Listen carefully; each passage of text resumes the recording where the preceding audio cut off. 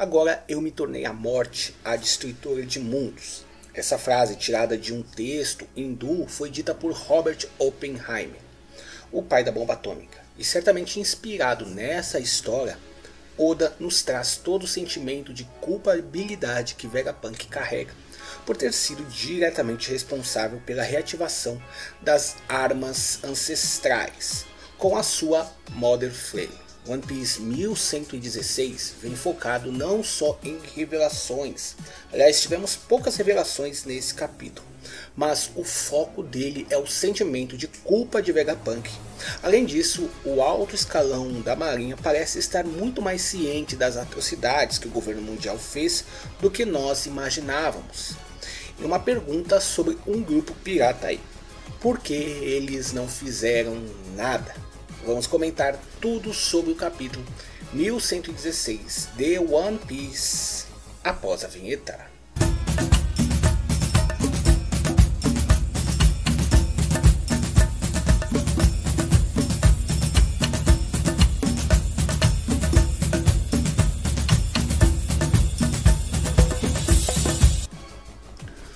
Olá pessoal, bem-vindos ao canal Sonde aqui na Voz, e antes do conteúdo desse vídeo não se esqueça de deixar seu like, se inscrever no canal, ativar o sininho, assim vocês não perdem nenhum vídeo novo aqui do canal. E bora pro conteúdo, tem muita coisa para falar sobre esse capítulo. Começando pela capa dele, e temos mais um momento de preparação de Yamato para sua jornada. Ela parece estar fazendo até um bico de office boy aqui, entregando remédios e dangos para a Otsuru. Detalhe para a marca no rosto da esposa de Kinemon: seria uma marca da queimadura que ela teve ou seria uma tatuagem que ela fez para esconder? Bom, vamos lá. O capítulo 1116 começa em si com o povo em dúvida sobre o que Vegapunk acabou de dizer, como uma guerra pode durar tanto tempo assim, 800 anos, se o povo dessa época estão todos mortos, pelo menos deveriam estar, né? Detalhe para o aparecimento de Imo-sama olhando para o retrato gigante de uma mulher, isso lá no Jardim das Flores. Claro que tudo indica que seja a Nefertari de Lili. A questão central que fica aqui é: por quê? E por que nesse momento? Qual a relação de Lili com a guerra em si? Já que Imo olha para esse quadro exatamente no meio da revelação de Vegapunk. Seria Lili uma paixão não correspondida de Imo? Uma irmã, uma mãe dele? Ao mesmo tempo em que Imo vai olhando para esse quadro, vemos uma coisa curiosa. Ao choro de Igara e Karou, que olham para uma foto de Vivi que nesse momento é dada como desaparecida. Aliás, Vivi e Lili realmente se parecem muito. Mas além disso, vemos o enterro do Rei Cobra, onde vemos uma foto gigante dele ao centro de um local, que inclusive parece muito com a cripta real mostrada lá no capítulo 202. Porém, o que me chamou a atenção aqui é que os quadros parecem ter o mesmo tamanho, tanto o da mulher na sala das flores de Imo, como a do Rei Cobra aqui no seu sepultamento. Será que essa foto teria vindo de um possível enterro de Lili? Mas o enterro falso? Fica aí uma questão. O capítulo continua com Vegapunk falando sobre a Mother Flame para o mundo, o ápice de suas invenções, invenção a qual ele tinha certeza que faria o mundo experimentar uma época de total abundância. Porém, ele teve um fragmento desse poder roubado. Uma nota rápida aqui: enquanto Vegapunk fala sobre isso, vemos Stussy aceitando o pedido de Edson de escapar. Porém, ela pede pela vida de Kako, para o soltar no caso, porque querendo ou não, eles são amigos. E ele terá outra prioridade aqui, provavelmente de fugir e não de ir atrás dos chapéus de palha. Vemos um semblante embargado na cara de Kako aqui, mostrando que a Stussy se importa com ele de fato. E bem, eu sempre achei que o Kako, um cara facilmente poderia mudar de lado, e agora acredito que ele pode ter essa mudança. O Kako é bem diferente do Rob Lute nessa questão. Enquanto isso, Jupiter finalmente reapareceu. Ele está sendo um aspirador de pó gigante, mas aspirando todos os agentes da Cyberpool. Bom, continuando, voltamos a Mother Flame. Temos um momento Oppenheimer de Vegapunk aqui. Acho que já ficou bem claro para todos que a Mother Flame deve ser inspirada na energia atômica. E assim como Oppenheimer, o pai da bomba atômica, caiu em total culpabilidade pelas bombas e milhares de vidas ceifadas, Vegapunk cai de joelhos pedindo perdão por ter sido responsável pela ativação de uma das armas ancestrais e assim trazido morte a muitas pessoas, confirmando para mim em definitivo que a arma que destruiu Lulusia era de fato a Uranus. Vegapunk então dá com a língua nos dentes sobre o desaparecimento do reino de Lulusia, deixando em choque muitos. Tivemos a Moda, por exemplo, habitante de lá, mas o que me chamou a atenção foi o rei Elisabelo II, que pediu imediatamente para isso ser verificado. Certamente poderemos ver não só ele, mas muitos reinos se revoltando contra o governo mundial após descobrirem o desaparecimento de Lulusia. Bom, ao se desculpar e revelar sobre a ativação de uma arma de destruição em massa, Vegapunk fala sobre as armas ancestrais. Uma nota aqui, vemos Momonosuke em choque falando que então Pluton é uma dessas armas.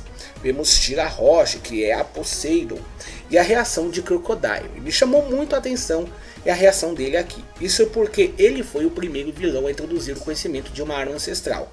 Ele é um pirata que parece ter um desejo sobre essas armas. Não me estranharia se a Cross Guild, que querendo ou não é liderada intelectualmente pelo Crocodile, se movendo nessa direção às armas ancestrais. Vegapunk também revela que Joy Boy queria que as armas chegassem à geração futura, e que por isso ele não pode dizer se as motivações de Joy Boy eram boas ou más. E para mim está muito óbvio, né, que as motivações dele eram boas, e que provavelmente o uso inicial das armas não é para a destruição, e sim para outra coisa que descobriremos mais para frente. Enquanto o Vegapunk diz tudo isso, vemos o antigo almirante de frota Sengoku, que parece incomodado com o que está ouvindo. Porém não dá para saber de fato se ele está incomodado porque ele está descobrindo enfim os podres do governo assassino o qual ele defende, mas acredito que ele está incomodado de fato pelos podres estarem vindo à tona. E essa segunda opção, para mim, Sengoku cai muito no conceito. Agora, um que certamente caiu ainda mais no meu conceito é a Kaino, que pelo menos por sua fala aqui parece estar por dentro de toda essa sujeirada e está incomodado que Vegapunk está falando tudo mesmo. Ou seja, ele realmente protege isso aí. Vemos também a York, finalmente, ela descobre onde o Dendemushi está. Então ela avisa que o Dendemushi deve estar dentro do robô ancestral. E bem, aqui já dá para traçar uma linha de acontecimentos. Provavelmente York roubou um pouco da Mother Flame e mandou aos Gorosei. Eles usaram isso em Lulusia, como Vegapunk já estava com a teoria que o mundo tinha sido inundado pela ação do homem. A destruição de Lulusia foi a comprovação dessa teoria que ele tinha. E nesse momento ele escondeu o Dendemushi transmissor dentro do robô ancestral. Esse momento deve ter sido aquele onde conhecemos o Vegapunk Stella, quando ele estava saindo de dentro do robô ancestral. Provavelmente ele estava escondendo ali o Dendemushi. O capítulo termina com um questionamento do Vegapunk. Segundo ele, o Reino Perdido está envolto em muitos mistérios, ficando claro que até mesmo ele sabe de pouca coisa aqui. Mas ele completa dizendo que um grupo pirata descobriu todas as verdades desse mundo. Esse grupo são os piratas do Roger, o bando que chegou ao One Piece e descobriu toda a verdade.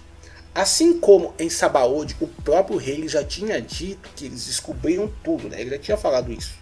Porém, a pergunta que Vegapunk é: por que eles não fizeram nada?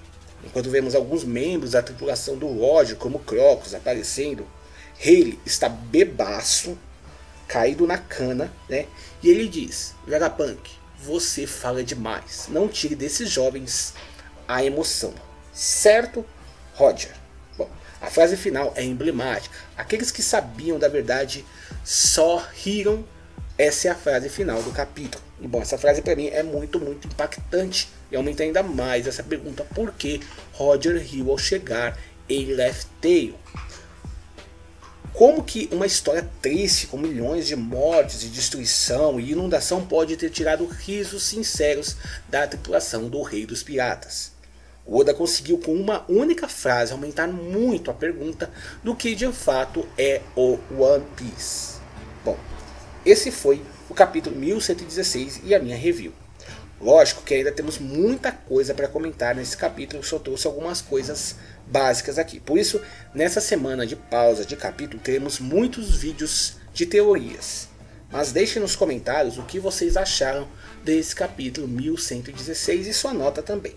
Se gostou do vídeo, deixe seu like, se inscreve no canal, ative o sininho. Até a próxima. Valeu!